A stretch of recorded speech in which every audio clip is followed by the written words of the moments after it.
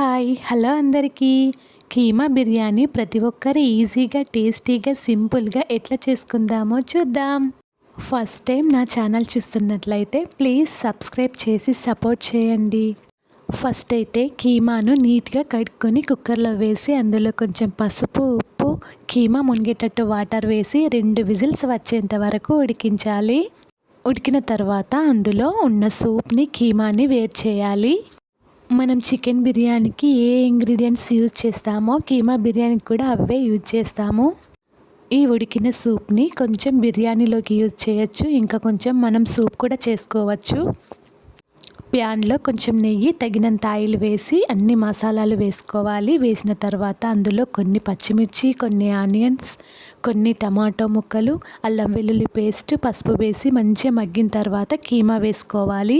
1/2 KG keema తీసుకుంటే 1/2 KG rice తీసుకోవాలి.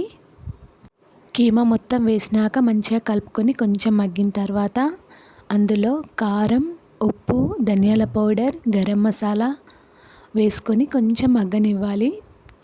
మగ్గిన తర్వాత అందులో కొంచెం పెరుగు, కొత్తిమీర, పుదీనా వేసి ఒకసారి కలుపుకొని కీమా ఉడికిన సూప్ ఉంటుంది కదా, అదొక గిన్నెడు వేసుకోవాలి. మిగతా దాన్ని సూప్ చేసుకోవాలి. రెస్టారెంట్లో మనం మండి బిర్యానీ తినడానికి వెళ్ళినప్పుడు సూప్ ఇస్తారు కదా, అట్లా చేసుకోవచ్చు.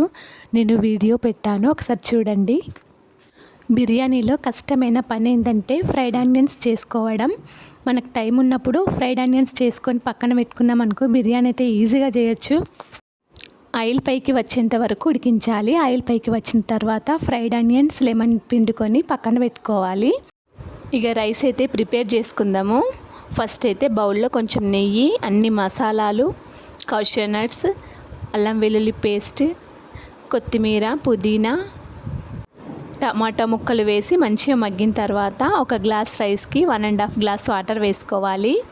బాస్మతి రైస్కి అయితే 1.5 గ్లాస్ వాటర్ వేసుకోవాలి. నార్మల్ రైస్కి అయితే 1 గ్లాస్కి 2 గ్లాసులు వాటర్ వేసుకోవాలి.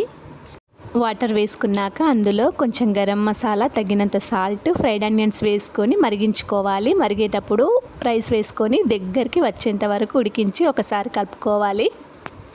కలుపుకున్న తర్వాత అందులో మనం ఫ్రై చేసుకున్న ఆనియన్స్, నెయ్యి, కొత్తిమీర, పుదీనా, నిమ్మకాయ మంచి కలర్ రావడానికి వాటర్లో కొంచెం పసుపు వేసుకోవాలి.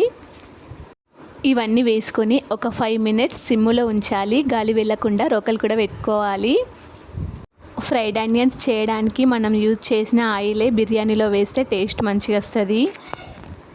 ఒకసారి ట్రై చేసి చూడండి. రైస్ మంచిగా విరివిరిగా కావాలంటే మనం వండే ముందు ఒక 1 అవర్ 2 అవర్స్ ముందు నానబెట్టుకున్నాం అనుకో, రైస్ మంచిగా విరివిరిగా అవుతుంది. ఒకసారి ట్రై చేయండి. అందరికీ తెలిసే ఉంటుంది, తెలియని వాళ్ళ కోసం చెప్తున్నా. ఎంతో టేస్టీగా ఉండే కీమా బిర్యానీ అయితే రెడీ అయ్యింది. ఒకసారి ట్రై చేసి టేస్ట్ ఎలా ఉందో కామెంట్ సెక్షన్లో చెప్పండి. ఈ వీడియో మీకు నచ్చినట్లయితే లైక్, షేర్, సబ్స్క్రైబ్.